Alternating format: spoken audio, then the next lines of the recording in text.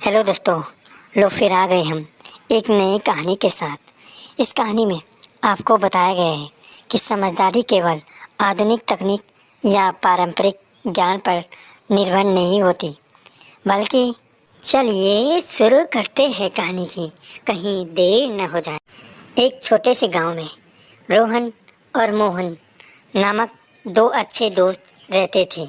दोनों में हमेशा यह बहस होती थी कि कौन अधिक समझदार है और कौन बेवकूफ़। रोहन को अपने स्मार्टनेस पर गर्व था, जबकि मोहन को अपनी सरलता और अनुभव को अपनी ताकत मानता था।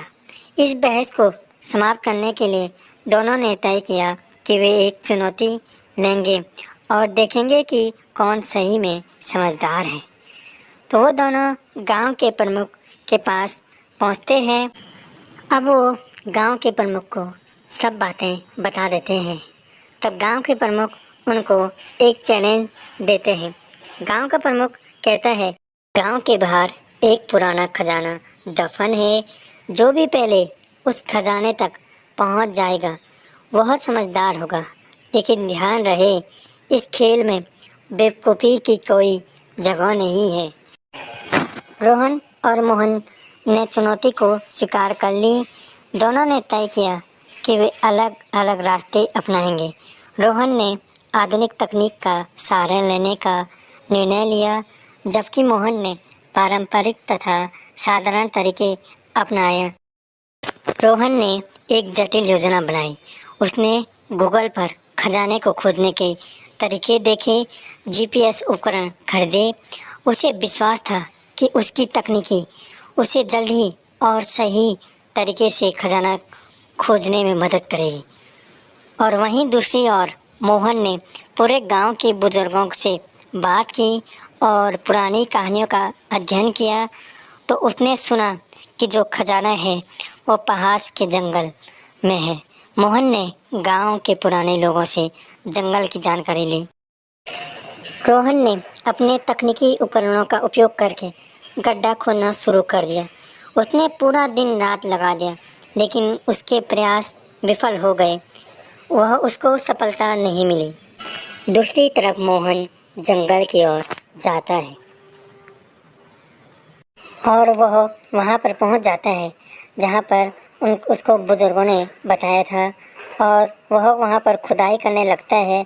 कुछ घंटे बाद मोहन को चांदी की पुरानी संदूक मिल जाती है। मोहन के चेहरे पर खुशी की चमक थी। जब रोहन ने मोहन की सफलता देखी तो वह हैरान हो गया। उसने मोहन से पूछा, तुमने इतनी जल्दी खजाना कैसे खोज लिया?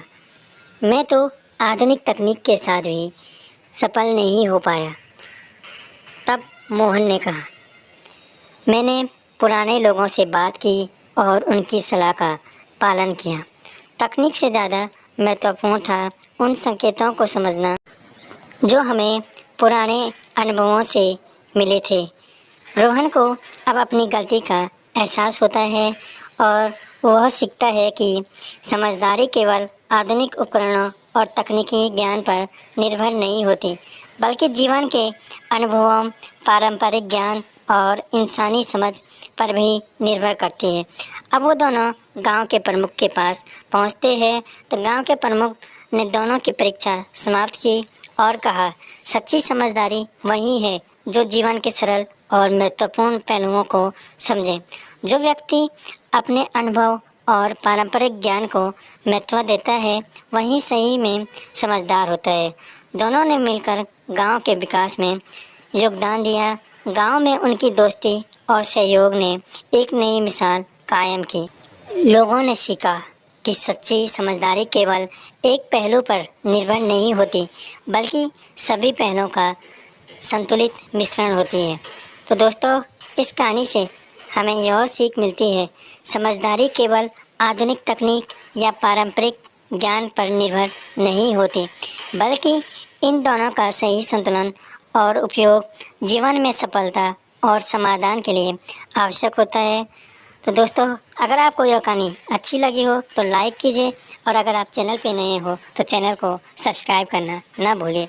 मिलते हैं आपको दोस्तों नई वीडियो में, तब तक के लिए धन्यवाद दोस्तों।